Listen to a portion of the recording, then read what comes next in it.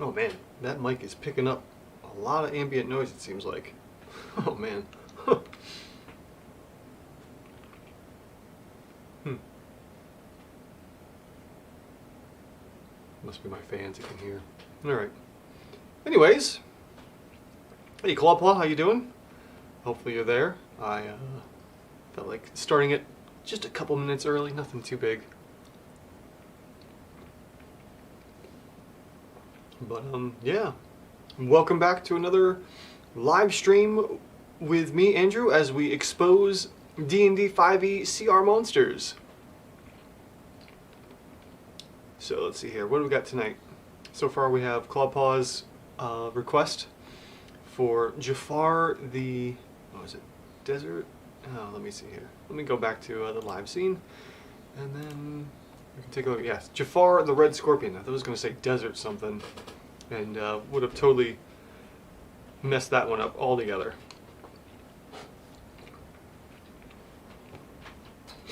But yeah, let's take a look at this now that we're back to our Saturday night live streams. Should be pretty smooth sailing from here on out. Hopefully we won't have any more interruptions. I mean, not that last Saturday was a bad interruption. It was actually quite nice to have some friends over and actually spend some time with them. We don't really get out all too much under the circumstances. Hey Clawpaw, there you are.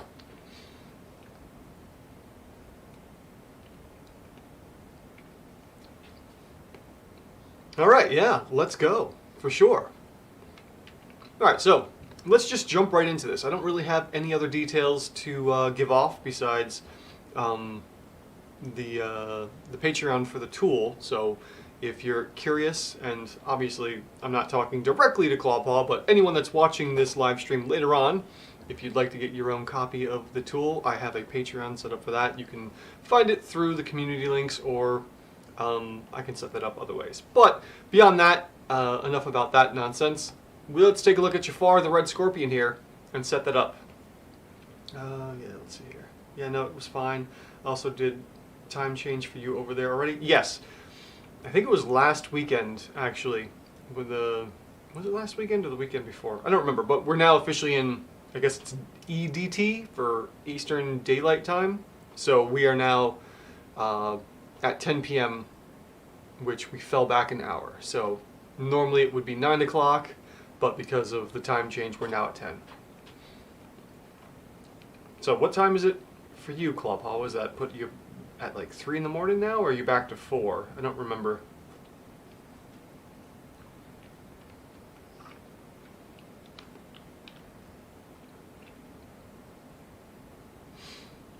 Let's see here. All right, while I wait for that, we'll take a look at Clawpaw's submission here for Jafar the Red Scorpion. And they are a medium humanoid, drow. So let me go ahead and put that in, medium humanoid, drow, CR20. So let's see here, we'll throw that in. And start from the top. Ah yes, okay, so it is 4 a.m. Yes, it's a bit early for you to be up, but I appreciate you're here. Definitely appreciate having you here. The fact that you're getting up that early just to hang out with me and deconstruct these monsters is impressive, my friend. Bravo to you. You're making the real dedication here. Okay, so Jafar's AC, we have 24, coming from a variety of different locations, I'm sure, or reasons to have natural 24 AC. And then after that we have 20 D10 hit dice, which, that's off. We're seeing 20 D10 here, but Jafar's a medium humanoid and should be using a D8. So what I'll do is I'll add, let's see here. Actually, we're going to have to modify that a little bit because of the Constitution bonus. So let's throw in the stats of 15 Strength, 30 Dex, 12 Constitution, 19 Intellect, 14 Wisdom, and 7 Charisma. And we're up to 110 hit points. Getting up, up, question mark. Oh yeah, sure. I take it you've been up all this time. Oh, okay, so he's very speedy, hence the high AC. That's a good way to reflect it, for sure. Okay, so then. Yes, we have 110 hit points from the 20 D8 plus 20, so that would need a slight modification there, Clawpaw, just in the hit points. So it would be 10 more hit points, and just adjustments to what the rating here is comparatively. All right, and then let's see here. So that's it for the base stats. And as always, I forgot to put on my mouse highlighter. And we got that set up, so let's take a look into our monster skills section and see what we have. So we have 3 saving throws of strength, intellect, and dexterity. So we'll go ahead and put that in and modify that, giving 2 effective AC. Let's see here. And yeah, he kind of messy. Please correct if you need to. Oh yeah, no problems. Yeah, that's just the first one right there. Just the hit points. No big deal. After we have the saving throws, we got, let's see here, damage vulnerabilities. Vulnerabilities. To fire, cold, lightning, acid, radiant, thunder, force, bludgeoning, slashing, piercing. Did you mean resistances? Because vulnerabilities will definitely make this character a lot squishier.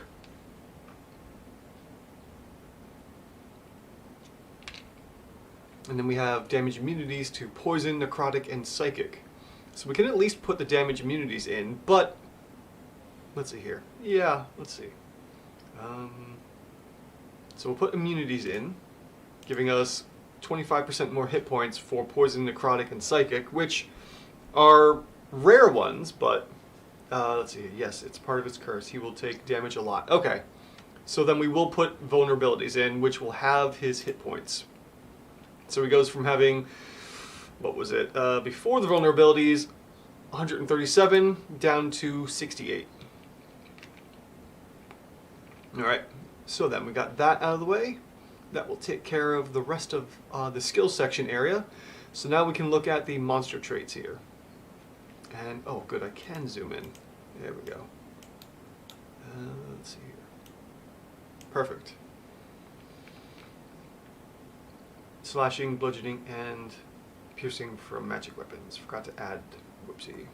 Is that supposed to be for damage immunities? Well, it's good review, so you can add that in later on.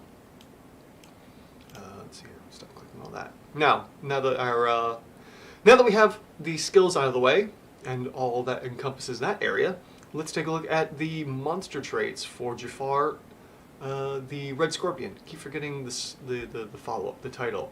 So we have Assassinate. If Jafar attacks a surprised creature, he rolls with advantage, and he hits the attack. It's treated as a critical hit. Alright, let's see here. If Jafar attacks a surprised creature, he rolls with advantage.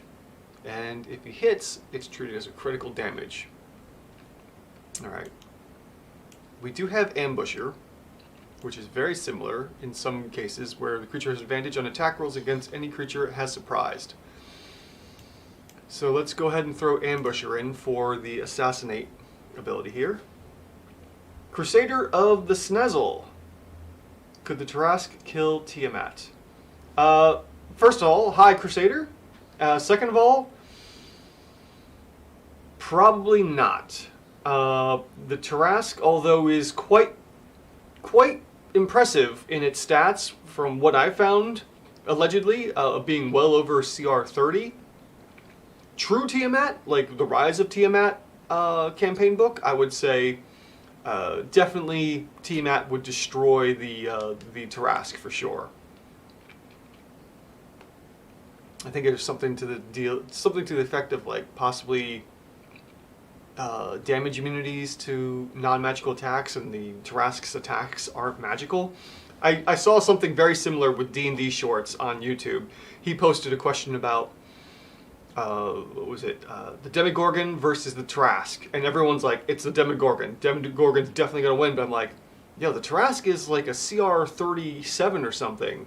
How's that even possible? And then they go, it's because he's immune to pretty much all attacks, and the Tarask doesn't have magical attacks. It's just regular physical damage. I go, oh, well, I gotta look at I need to look at the what is it? The fine print a little better. So, unfortunately, I don't think so, but it's possible. It would definitely be an interesting battle to see the Tarask and Tiamat fight each other. Alright, so back to the monster traits. Assassinate would be very similar to Ambusher for getting that surprise attack. And then we would also have critical damage. So we could potentially factor that in just to see what we have left. But for the time being, let's move on and see what else we have for other traits. We have Left Without Trace. Jafar can take the disengage as well as the dash action as a bonus action. He can also take the hide action as a bonus action if he is in dim, light, or darkness. Alright, so that is, let's see here, that's basically Nimble Escape. The creature can disengage, hide as a bonus action, as well as allowing the dash here. So we're going to throw, what was that? Let's see here. Disengage or hide, yeah. And then also you're getting dash as well. So we'll go ahead and throw in Nimble Escape here as a marker for Left Without Trace. And then after that we have Dire Eye. At the start of his turn, Jafar can choose one creature he can see and... Oh, I'm sorry. I skipped over Avoidance. So backtrack a little bit. We have Avoidance. Jafar, the Red Scorpion, is subjected to an effect that allows him to take a saving throw to only take half damage. He instead takes no damage if he succeeds on the saving throw and only half if he fails. So very simple. We just throw in ambush or Avoidance here for +1 effective AC. And now we can take a look at Dire Eye. So let's see here. This creature has to make a saving throw. On a failed save, they're stunned until the start of its turn. All right. Let's see here. So that's stun. That's going to be pretty much similar to some of the other effects we looked at. I think it was last week or the week before, where someone was incapacitated, and incapacitation was similar to like Tasha's Hideous Laughter, and we can mark that as like 10 effective DPR for that, and it's only one round anyway, so 10 effective DPR is pretty good for the Dire Eye there. So what I'm going to do is, now with my little extra section here, I'm going to go ahead and click that and throw in 10 extra DPR for Dire Eye. Just so we have that there. So we can do that every round of combat. Then we have Toxicity. All poison damage ignores resistance and immunities of his targets, as well as immunity against the poison condition. Alright, that's cool. Toxicity will do no effect. Well, no immediate effect, I should say. It'll definitely have an effect, but that comes later on. Then we next have Silencer. Jafar crits on attack rolls of 18, 19, and 20. That's going to be extremely important. So we'll go ahead and put that into my critical damage calculator here and mark that as 18. So now any damage he does has a higher chance to crit. And we'll take a look at that DPR in a moment here, because you actually have to think about that. You can't just grab the DPR like I was initially doing, so that it scales back a little bit. And then lastly we have Exodus. If Jafar rolls a 20 on an attack roll, the target is reduced to 0 hit points and fails 1 death save. Oh dear.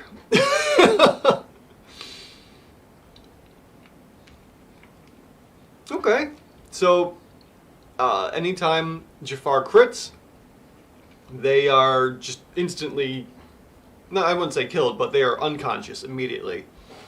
So, let's see here. I'm going to put that as probably around somewhere about, let's see, you need a 20 to hit, and that's only 5% of the time. So we could potentially look at this as, you know, the average hit points of the characters at whatever level we're supposed to be fighting a CR 20. And then, well, it would probably just be level 20 for players. So then we would want to take the average hit points for a level 20 player for all classes. So whatever it is without modifications to the hit points. Yep, he technically hits the delete button of an extremely... he technically is the delete button of an extremely dang assassin gang. That's for sure. I could see that now for darn sure with Exodus here. Alright, and then let's see. So if we were to average out all the hit points for every class, and only, you know, if we didn't update hit points, or we expected maybe like a 16 for constitution scores and whatnot, we could work this out, and then from there we would only take 5% of that total damage. So, or the 5% of the total hit points, and I don't. That's a little beyond the scope of what we're going to try and do here. So, I'm going to say, just for the heck of it, let's throw in 20 extra DPR for Exodus, because we're looking for crits from that. And I think that might be a fair way to add that in. So we're just going to add in plus 20 more here, just for the heck of it, for 30 more DPR for this Exodus.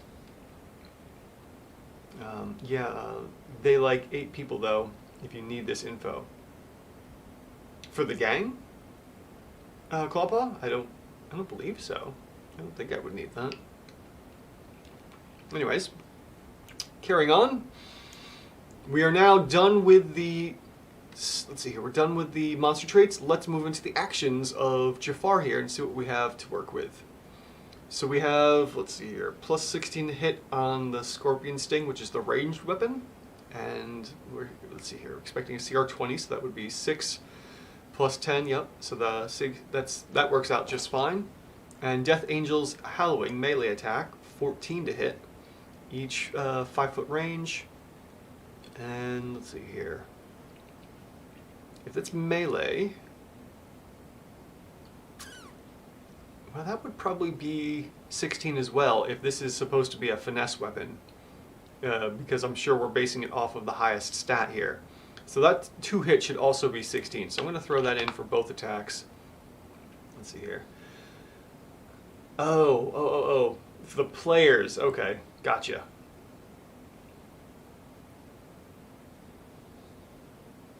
Okay, the party, yeah. Gotcha. Oh, if that's in regards to trying to work out the Exodus thing, I would more just take the averages for a standard hero, not necessarily what your players are. So I would put that against just a blank slate of, okay, barbarians get this many hit points. If they have a constitution of 16, we'll assume all players have a constitution of 16, and take the averages of all the way up to level 20, and then add all that up, average it out, and then take 5% of that for the crit rate. That's what I would do, but that would take too much time to calculate, and I could work that out later on afterwards.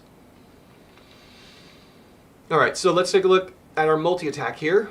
We have Jafar makes 3 attacks. 2 with his Scorpion Sting, and 1 with his Death Angel's Howling. Alright, so let's work this out here. What do we got?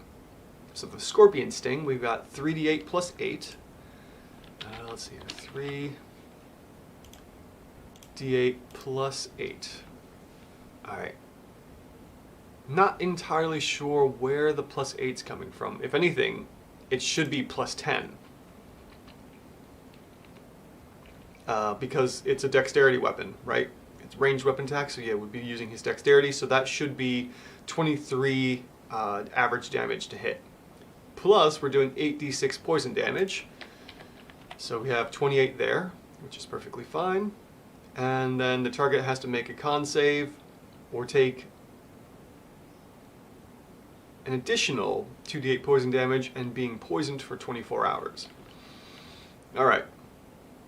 And we're doing this twice every round. So we're going to throw in another... let's see here. Well, I'll just do it here. Throw in another d8 of poison damage there. Of course, because of his dex mod. Yes. Yep, you got it. Alright, and then because we're potentially hitting 2 separate targets for the Scorpion Sting, those would be hit with Poisoned Condition, which is very similar to the Troglodyte Stench. And Troglodyte Stench gives us 1 AC, expecting at least 1, maybe 2 characters in melee, probably 1 because of the same rules for, Heated Body and the Azure. So what I'm going to do is, because we're dealing 2 different targets, possibly poison damage here, I'm going to say plus 2 AC there for the Scorpion Sting and poisoning someone, which gives them disadvantage. That's actually a really good way to calculate disadvantage against the players. Plus 1 AC for the monster. Interesting, I gotta remember that. Alright, so that's this. We've worked out the Scorpion Sting of 23.5 for the main hit, additional 28 poison damage, and then more poison damage plus being poisoned. We now look at Death Angel's Howling, which is a melee weapon. Probably finesse, which I'm assuming it should be finesse, so that should be updated to 16. And then, let's see here, we got 2d12 plus 12 slashing damage. Well, curious.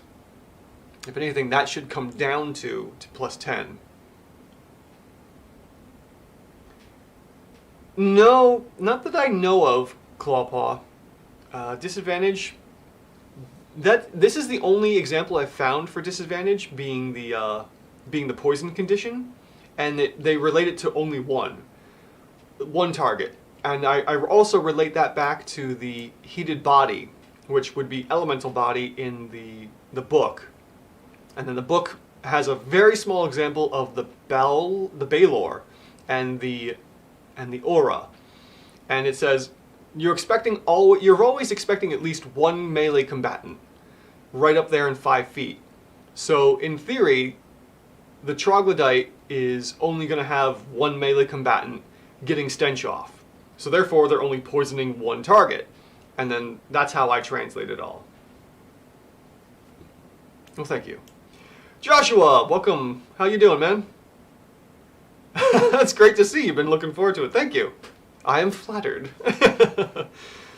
Thanks for joining up. We are currently looking at Clawpaw's user-submitted homebrew Jafar the Red Scorpion. Crusader, if you're still there and you didn't catch that, that's who we're looking at as well. And we're just working through the Death Angel's Howling. And I was going over the whole poisoned condition, which it's a really long roundabout way to get to it, but I think I may have figured it out. Alright, so let's start looking at the damage for the Death Angel's Howling here. We have got 2d12, and let's see, 12, and more than likely this would also be a dex-based weapon. So this should also be 23, so we need to come down on 2 and make that plus 10. Joshua, let's see here. Great week. Thanks again for working on the block for me via Fiverr. Oh yeah, you're totally welcome, Josh. Thanks for throwing that at me. I appreciate it. I have to wait like 2.5 to 3 weeks, but before I can cash anything out. But oh man, Fiverr is such it's a platform. I'm just gonna say that. I've used Fiverr a little bit in the past, and the amount of time you have to wait for the contributions that people use is absurd. Ugh. Anyways, let's see here. So then we also have 3d8 necrotic damage, so we can do that there. And we've got 13.5 for that. And then the target is now marked with a number.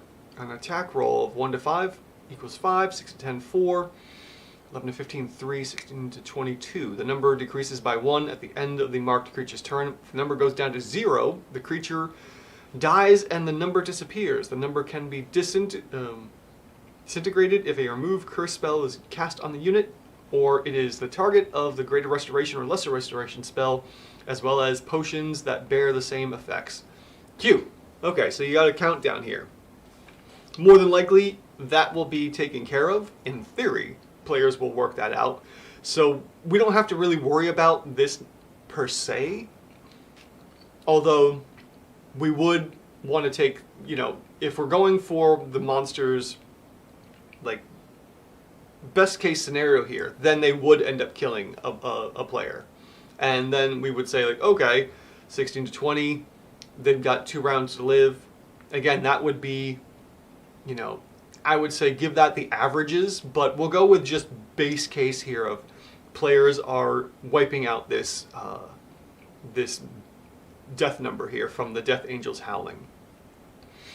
So let's put this all together here and see what we have for attack number 1 totals.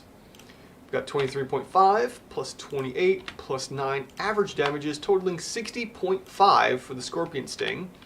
And then we have, let's see here, 23 plus 13.5 for 36.5 coming from the Death Angel's Howling. Now, again, Death Angel's Howling should be higher damage based off of, or the effective damage should be higher based off of, however much it outright kills a player. Yeah, just a bit more pressure, for sure. And the fact that it just immediately kills a player will cause them to panic and want to save whoever just got targeted. And this is going to happen a lot, so it's probably a good thing you added in the lesser restoration here, because of the, you know, of the target and just being hit. Now, here's a question for you, Clawpaw. It says on an attack roll of, we have 1 to 5. So are they getting targeted even if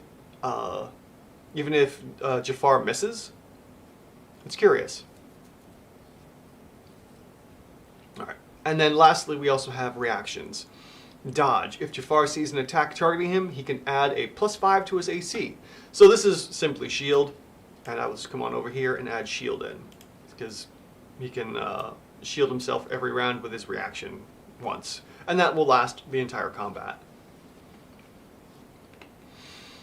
Alright, so we've got everything set up here. Let's take a look at our multi-attack again. And we can do the sting twice. So we'll have 6.5 twice here. And then we can do the Death Angel's Howling for a total of 157.5 damage.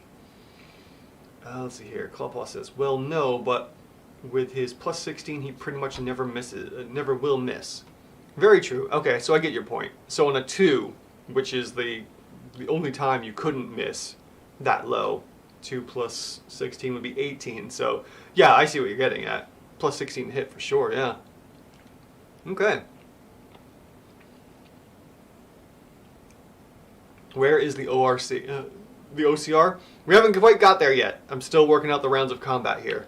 And round 1 through 3 will just be the multi-attacks, because we don't really have to worry too much more about anything else from the monster traits going on here. So, drum roll please, as we take the multi-attack and multiply it by 3.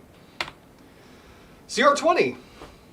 There you go. You have an evenly rated monster, Clawpaw. Congratulations. We have an extremely high defensive jump here from a DCR of 1/2 to 12.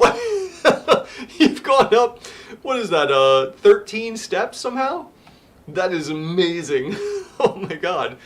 So we have an effective AC of 38 to get us all the way up to a DCR 12. And then we have, let's see here, an OCR of 23 jumps up to 28, giving us an average of 20.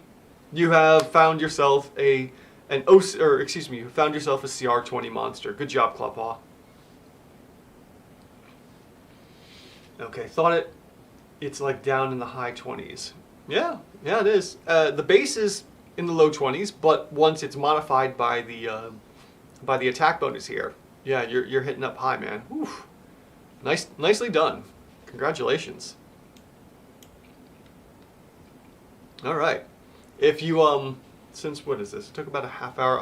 We can get into some other monsters. So, Clawpaw, if you have any artwork in mind, I would like to use the artwork so I can put this up as like a live stream recap and possibly even do it as a shorts, maybe?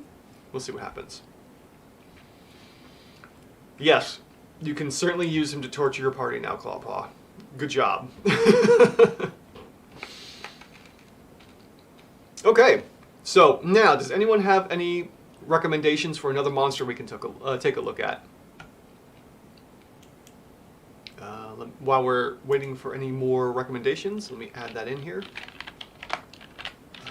Jafar, what was it, Red Scorpion?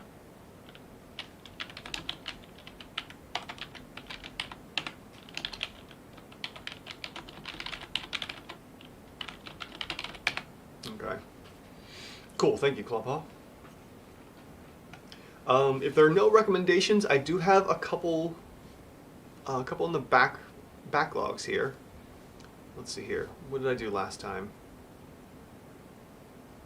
Joshua, have you done a direwolf or vampire spawn yet? I'll be running Curse of Strahd soon. No, I haven't looked at either of those. So you know what? Direwolf and a vampire spawn. Let's throw those in, and let me grab the page numbers for that.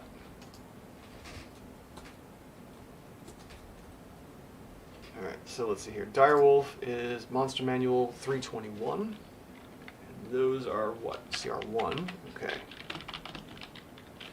321. And the Vampire Spawn.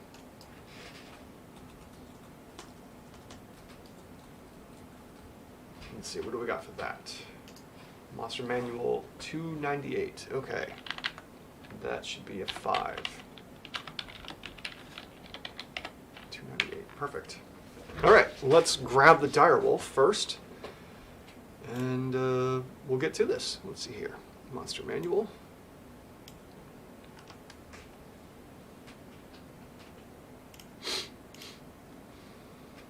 And let's see here. That was 321, so it'll be 322 probably. Death Dog. Direwolf. Perfect. All right. And CR1 here. Direwolf. Cool. All right, we're now looking at the direwolf, and let's see here. Oh, I know. It's a shame. I don't know why they do that, Josh, but it's something I'm sure they've had problems with. Indeed, 2 great monsters, Clawpaw, just as you suggested, or just mentioned. All right, Joshua, you suggested the direwolf, so let's take a look at that. And we've got a large beast, so we'll throw that in here. Should be a CR1, as I saw before, with, let's see here, 14 AC, 5d10 hit dice, coming from 17 strength, 15 dex, 15 con, 3 intelligence, 12 wisdom, and 7 charisma. And after that, we could look at the skills section, but there are no skills for our direwolf. All we have are a couple monster traits of, let's see here, keen hearing and smell, which I can tell you right off the bat has no effect. And then we have pack tactics. If pack tactics was here, he'd be going bonkers. He loves himself some pack tactics. Good channel too. If you haven't seen pack tactics, I highly recommend his channel. Helping me out immensely with my my druid that I'm starting to play, level 3. Let's see here, Josh, but for everyone else wondering, you should really consider having this man work on your homebrew blocks. Very affordable prices, and he does a damn good job. Thank you, Joshua. I greatly appreciate that. It means a lot to me. Clawpaw, hey Josh, what level are your players? Yes, please.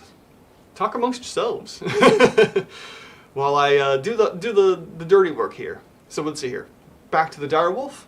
Pack Tactics is going to be that +1 AC, or not AC, I don't know why I keep saying that, +1 effective AC, here it is again, +1 effective attack bonus. And let's see here, speaking of attack bonus, the direwolf has a +5 to hit, so that will be increased to 6 with the pack around them. And then they have no multi-attacks and just 10 piercing damage coming from 2d6 hit dice. So we'll go ahead and throw that in. 2d6 plus 3 from strength gives us the 10. Oh, shoot. Clawpaw, I forgot something. I forgot to add in the critical damage from 18 through 20. Uh-oh.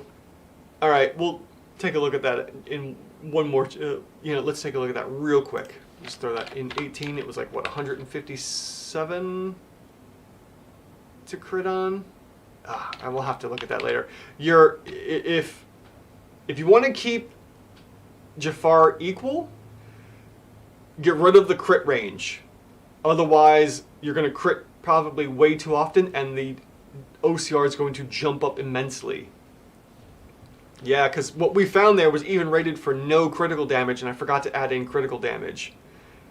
It's not going to be a lot. It might bump it up to, well, what do we have here, like a 28? So it might jump it up to 29, possibly 30, which means your CR may move from a 20 to a 21, possibly. Let's see here.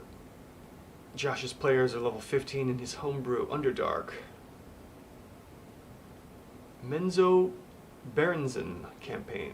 All Drow PCs. Cool. Nice. I had a Drow Bard for a little bit when I was playing in the, what was it? Not Rise of Tiamat there. Horde of the Dragon Queen or something. The first campaign book. I had a Drow Bard. It's a shame I didn't get to play more. That campaign was boring. Anyways. Alright, so 10 damage here. for the attack, and that's all the direwolf can do. It's just 10 points of damage. So we'll go ahead and put that in for 30, and luckily our direwolf is actually even rated at CR1, which doesn't happen too often for these lower monsters, surprisingly enough.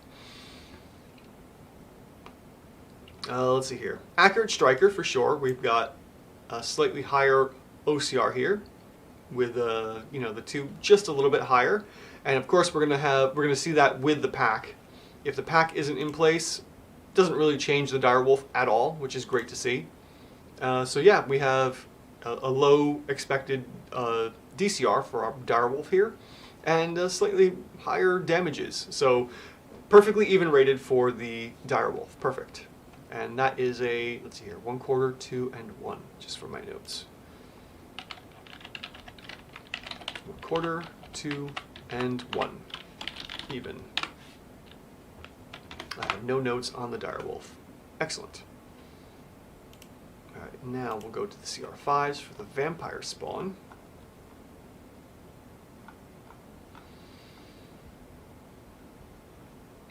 Where are you hiding? Perfect. There you are. So we'll go back here and I'll clear that out. Alright. Vampire spawn is on page 298, so that'll probably be 299. Yep. Okay, vampire spawn.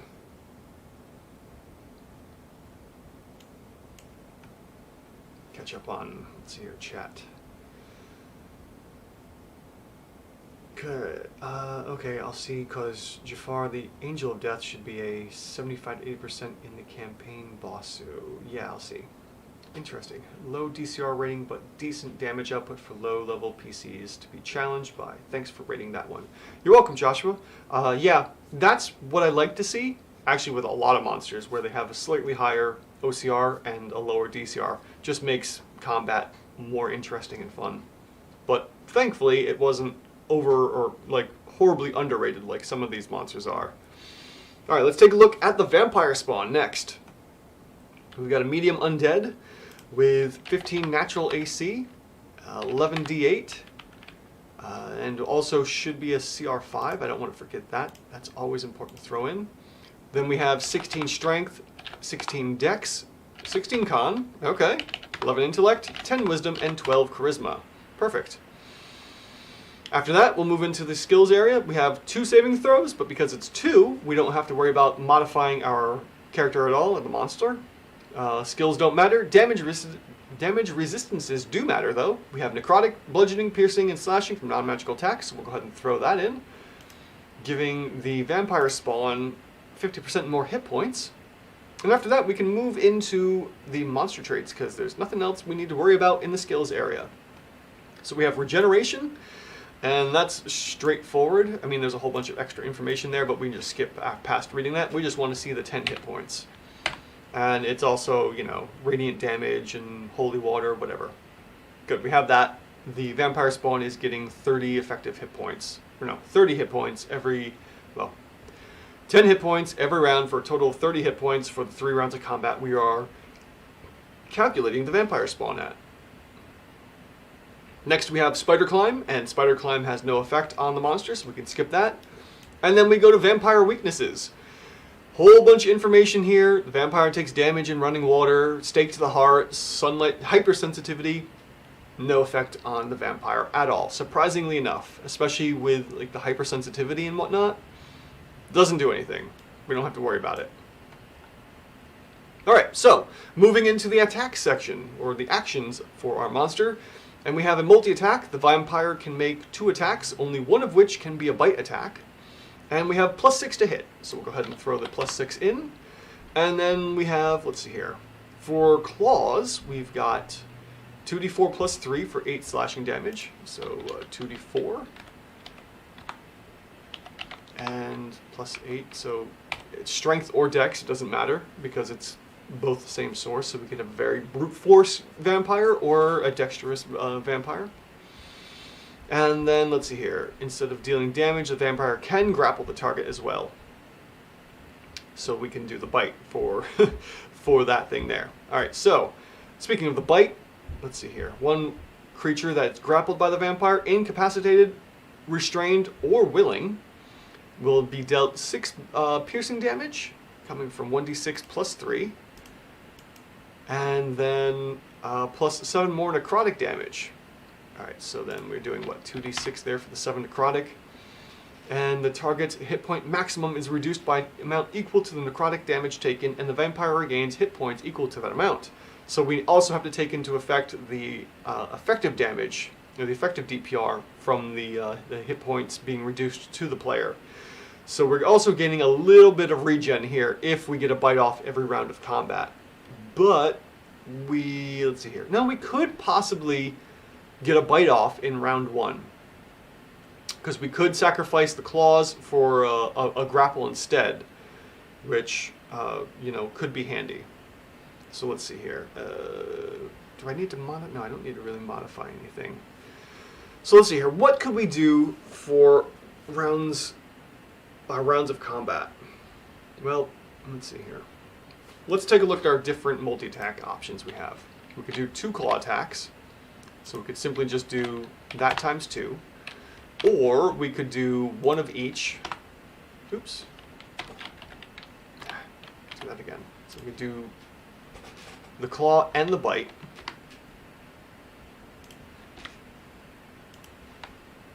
If we grapple or we do something that's targeting someone that's incapacitated. Do I need to add anything else into that? So it's claws, the bite, necrotic damage. Then the effective necrotic damage, so we'll also do that again. And then the vampire would be regenerating health. So, let's see here.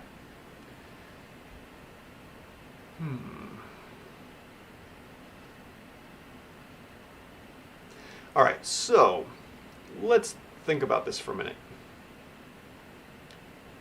The claw attacks, you're allowed to make 2 claw attacks because clearly the vampire has 2 hands to make claw attacks with. So round 1, yeah, all right. I'm going to leave this second multi-attack as is, but I'm going to duplicate it, but exclude the 1 claw attack. So it would be this plus that for a total of 20.5. Okay. So here's my thinking. Round 1, we would go in for the claw attack, but do a grapple instead. And then once we have the target grappled, let me get rid of that real quick. We can do the constrict ability for having someone grappled, which gives them 1 effective AC, right? And then we do the bite. We go in for the bite, we deal the necrotic damage, we deal effective hit point damage, and we also heal 7 more additional hit points. And that effectively could be done rinse repeat every round. But because the vampire has 2 claws, or 2 hands to do claws with, we're not restricted in saying we can't do it multiple times. Normally it says like, oh, the target or the monster can only do this once if, it's like the tail attack and grappling with the tail or whatever. It would specifically say that we can only do it 1 time, or we can only have 1 target grappled. So we'll switch this from 10 to 17 per round. And now our vampire spawn is getting 51 hit points every round of combat. Then on rounds 2 and 3, we can do the 28.5 damage. So with our 1 hand, we've got a target grappled, right? With the other hand, they can swipe with the claw, then bite the person they have grappled with the other hand, and do this all over again. So, in theory, rounds 2 and 3 would be doing the same thing here. And if that's the case, and we can actually do that, then we have a CR6 vampire spawn, which is slightly underrated. But let's just see for the heck of it, what happens if we can't do that multiple times, and we only do this, we do the grapple, keeping the target grappled and biting every round, because that's probably what they had more in mind. Alright, so that's the case there. If you don't finesse the rules a bit and massage it out so you can do a swipe with a claw while still having a target grappled, you have a CR5 vampire spawn. But if you grapple, bite on round 1, and then you keep the other target grappled, swipe with the claw with the other open hand, bite again, then you're getting a CR6 vampire spawn. I don't know if people would necessarily see that kind of combination there, but provided you follow the very loose rules here, you have a CR5 vampire spawn. Otherwise, you have a 6. And then if you just straight up a claw attacks, you're going to have, let's see, what do we get for claw attacks? If you're just doing straight up claws and not biting, still a CR5. That's impressive. Okay. So you don't even have to worry about going in for the bite unless you actually want to heal the vampire spawn. So both ways, you have a CR5 vampire spawn. But if you finesse it a little bit, you can get a CR6. I would probably say, you know, it doesn't say you can have... It's so tricky. It doesn't say you can't, but it also it says you can. It doesn't say you can either. Interesting. True. Yeah, true, Josh. Some people might say like, oh, you know, people might go one way or the other with this, because there are monsters that say like, oh, you can only have one target grappled this way. Like, I think the Hungry, when we looked at that, it explicitly said, population growth. Hey, how's it going, bud? Yeah, you're not late. You are right on time. This is the time you are meant to be here. Don't worry about population growth.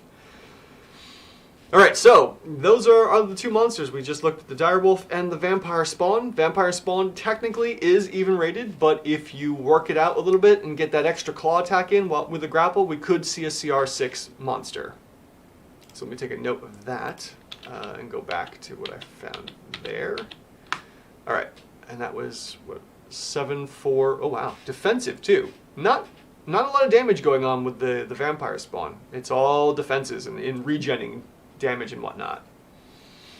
All right, so 7, 4, and 6 for the overrated, or underrated, excuse me. 7, 4, 6. Underrated.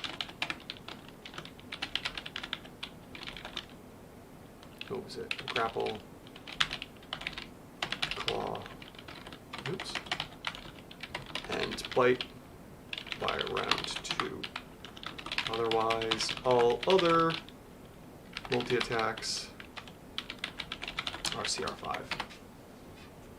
Cool. Let's see here.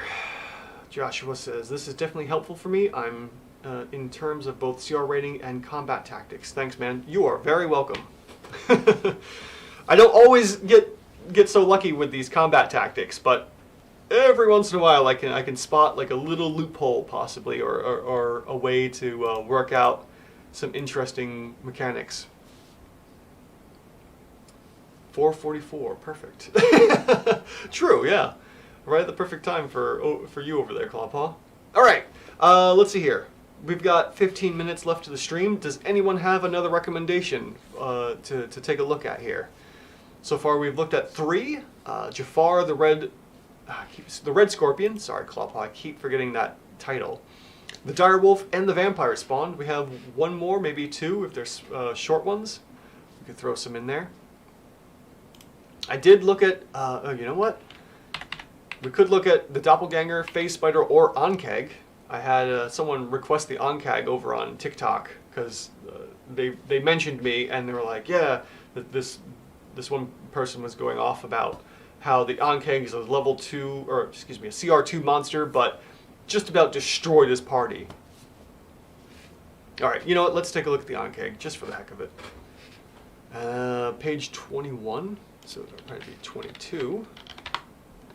Yep, sure enough, and we've got the very fun Ankeg. Have you done the rock? I believe I have. I think so. Let's take a look at my studio. That'll help me out. Figure that out real quick. Oh, come on now. Interesting.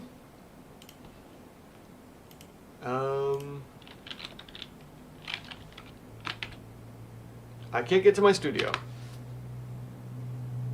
You know, I don't know. Maybe I didn't do the rock. Let's see here. You may also call him the Second Fang, Angel of Death, Inevitable End, or even just Jaffe. If I can remember, I will definitely do that. Joshua, the werewolf. I actually did do the werewolf. I do have that one finished already.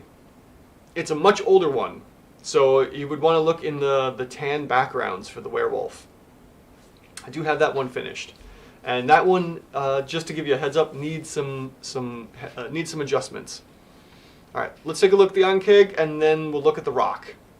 So the Ankeg, let's see here, that's a CR2, all right. Reset the tool here. All right, CR2 for the Ankeg. It is a large monstrosity with 14 AC and 11 while prone. Totally did not see that. I don't think many people even think to do that with the Ankeg. If anyone has looked at stat block, that 11 while prone is very unusual. We also have 60-10 hit dice with, let's see here, 17 strength, 11 dex, 13 con, 1 intelligence, which, all right, 13 whiz, and 6 charisma. We've got nothing for skills or monster traits, so we can go right into the actions for our Ankeg, which makes this extremely fast. Let's see here. Let's see here. I see what you said. Yeah. Cool, thank you, Josh. Thank you. All right, we'll jump right into the actions for our Ankeg here because it doesn't have anything else to do. So the Ankeg has, let's see here, the bite with +5 to hit, and then we've got, let's see here, 2 hit. We have slashing damage of 2d6 +3. Probably from the strength for 10, yep. And then on top of that, they have acid damage for 1d6, so we have the 3.5 there. And if the target is large or smaller, it is grappled. Until the grapple ends, the Ankeg can bite only the grappled creature and has advantage on attack rolls to do so. Alright, so, because let's see here. First off, let's just go ahead and throw in the grapple, which would be the constrict, totally floating over it. And then we would also have advantage on the attack rolls. So I would throw in Pack Tactics just for that +1 effective attack bonus. Set it right this time. And then after that, that's it for the bite. And we also have Acid Spray. So the Ankeg spits acid in the line, yada yada yada, makes a save or not, and then we're taking, let's see here, 3d6 acid damage. So we got 3d6 for 10.5. So, real simple, real straightforward. Round 1. Acid Spray. Because we can get 2 targets, or we're aiming for 2 targets, we'll take that 10.5 and multiply it by 2, giving us 21 damage for the first round of combat. If you can get more, perfect. If not, aim for 2. It's usually what I always recommend. And then after that, we would go into the bites. And for the bites, we'll just simply take the main bite plus the poison damage for 13.5. And we'll throw that into round 2 because in theory we'll only see the acid spray once. On a recharge of 6, we're only expecting that 1 out of 6 rounds of combat. So we shouldn't see that anymore. It should be a 1 and done for the acid spray. You might get lucky and roll a 6, who knows. But with the bite on, once you bite someone, you've hit the acid spray, you've taken care of that, you run up and you bite someone with the Ankeg and you just keep biting away at that same player until they're dead. Or you drop them and then you bite again, but then you don't get the attack bonus. If you consistently bite the same target that you've got grappled, you've got yourself a CR2 Ankeg. No problems about it. Again, it's right in the range I like to see. Low DCR with a slightly higher OCR.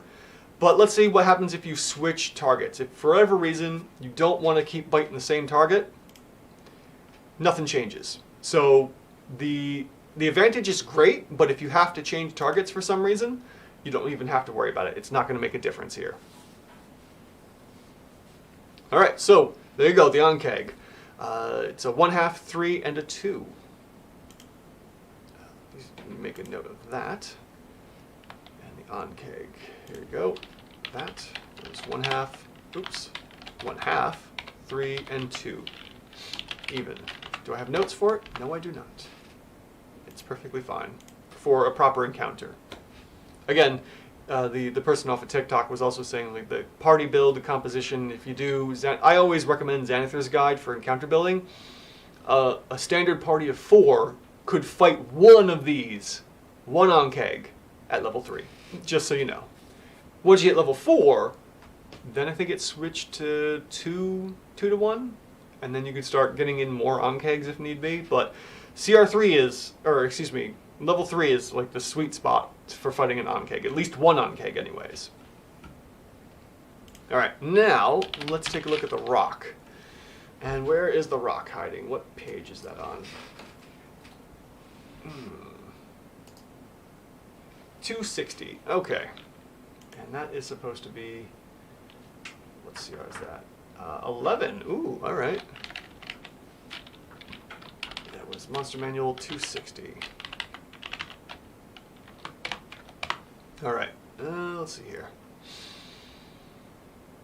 So that will probably be 261 here, sure enough, for our massive gargantuan flying monstrosity.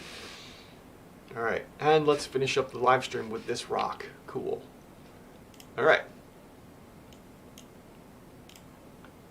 So, with the tool reset, let's take a look at the rock. A gargantuan monstrosity that's CR11. Alright, so pop that in real quick, CR11. Size was gargantuan, and it has 15 AC. Let's see, what else? 16 D20 hit dice with 28 strength, 10 dex, 20 constitution, 3 intelligence, 10 wisdom, and 9 charisma. Okay, that's all taken care of. We now move down into the skills area. We have ourselves 4 saves of dex, con, wiz, and charisma. So we can pop that in for a +2 effective AC bonus.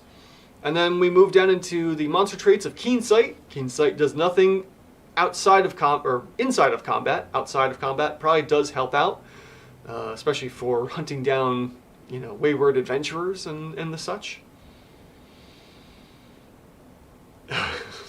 Funny burb, yes, very big burb for sure. All right. Now with our monster traits out of the way, we can move down into the action section here, and we have a multi-attack. The rock makes 2 attacks, one with its beak and one with its talons. Okay, cool. So we have a +13 to hit. We'll pop that in there. And then we've got our beak. And the beak is, let's see here, 4d6 +9. And the +9 is coming from strength. Excellent. And that's it for the beak. We also have talons. And let's see here, talons, weapon attack, yada yada yada. 4d6 +9. Okay, so same thing again as the above. I didn't actually need to put that in, but just for the sake of it, we have the 2 going there. Oh yes, this is definitely great use for escort missions. I've seen that happen quite a lot. Last campaign I played in with my buddy, who's now playing a character in my campaign, I think he attacked our flying ship with a rock or 2 at one point. Didn't last very long. Alright, so we've got our beak handled and the talon damage is handled, and then we have, let's see here, then we have a grapple check. The target is restrained and the rock can't use its talons on another target. So in theory, we can only get one target grappled in this way. So we can add in the constrict for the +1 effective AC bonus here. But it doesn't say that you can't let go of the target that's being grappled unless you want to carry them away. So you could easily, you know, let go and then strike again with the talons on the same target. Just saying, you could totally do that. Alright, so with that out of the way, let's take a look here. So our multi-attack is simply going to be 46 points of damage, because we're looking at both of these being the same. Oh, come on now. Both of these being the same amount of damage here, so we don't have to worry about grabbing that. So we have 46, and then it's just that every round of combat. So 46 times 3 to give us 46 at the end, and we have a CR11 rock. Although our rock is a tank, not a lot of damage, but is higher in hit points and whatnot. So we have a tank here. Fascinating. This is probably a good monster to use with other aviary monsters of the like, being able to fly 120 feet. So, you know, I don't know, for some reason, like a rock is hanging out with some wyverns or something. Whatever. I don't know. That's up to you and your campaign, however you want to use the rock, but thankfully, it's an even rated monster. Cool. Good recommendation there. Population growth, thank you for that. Let me take my notes here. So it's 12, 10, and 11.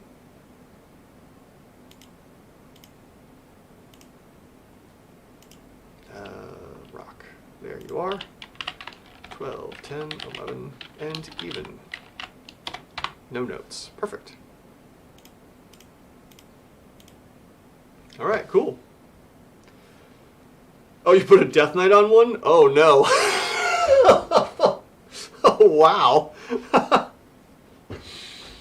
Did you see the Death Knight shorts, though? Because, unfortunately, the Death Knight is overrated at CR 15. Just in mind. If you ever use that combination again in the future. Let's see here. Josh, my Candlekeep Mysteries party fought a rock in the curious tale of Wisteria Vale. Very challenging for them considering it was a unique, relatively small-sized combat map. Great analysis. Oh, that's cool. I haven't picked up that book yet. I was thinking about picking up Candlekeep Mysteries. It's a series of quests, right?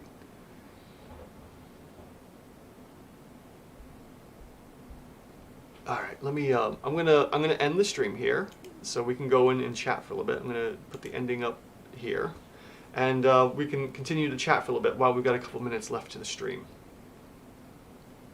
Oh yeah. Please check out it came out this week for the Death Knight. Surprisingly overrated. I wasn't expecting that, and I did my best to try and get that Death Knight up to CR 17. Didn't work out that way. Oh, cool. Oh, yeah. I love my one-shots. I support a couple people on Patreon that way. One Page Mage and Warlock Works. They are two excellent one-page, one-shot questers. So if you're ever in the market, I highly recommend joining up with either of them. One Page does a lot more. He puts out at least, I'd say, anywhere between 2 to 3 quests a month. Warlock Works seems to be a bit on the busy side lately, so he's only been doing one lately, but still, it's worth the money. I definitely recommend both of them if you're looking for one-shot creators. Let's see here. Oh, thank you, Clawpaw. Yes, it was a nice, cozy, fun stream. Enjoyed it. It was fun. Let's see here. Yes, definitely. If you're looking to support some people on Patreon, and let them know Andrew sent you if you do sign up. I worked with both of them actually with some of their quests with custom monsters too. So they know my work is pretty good. Let's see here. Did I miss anything else popular? That sounds like a wild ride. Yes, I'm gonna have to pick up Candlekeep Mysteries because I love those one pages, and yeah, that sounds like a lot of fun. That combination there, the Rock and the Death Knight. Fascinating. All right, guys. Let's see here. Yeah, please do.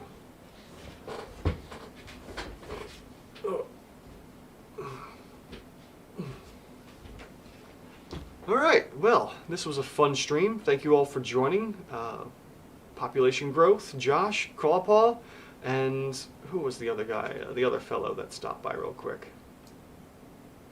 Where are they? Up way at the top there. Crusader of the Snazzles, Treyweeb. Thank you all for joining me tonight. It was a pleasure having you all here. It was a lot of fun getting through, I think we covered 5 monsters this time. One homebrew from Clawpaw, and then the rest that we looked over. Let's see here.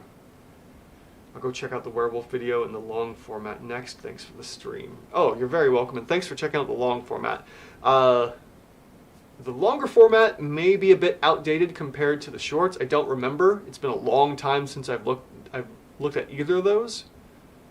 But I think I did do a reboot or a redux of the werewolf. I'm not sure. There might be a couple versions of it. But anyways, thank you all for joining me. It was a lot of fun. And as always, this is me, Andrew, asking the question, are your encounters even rated? Have a good night, everyone, and I'll catch you next time.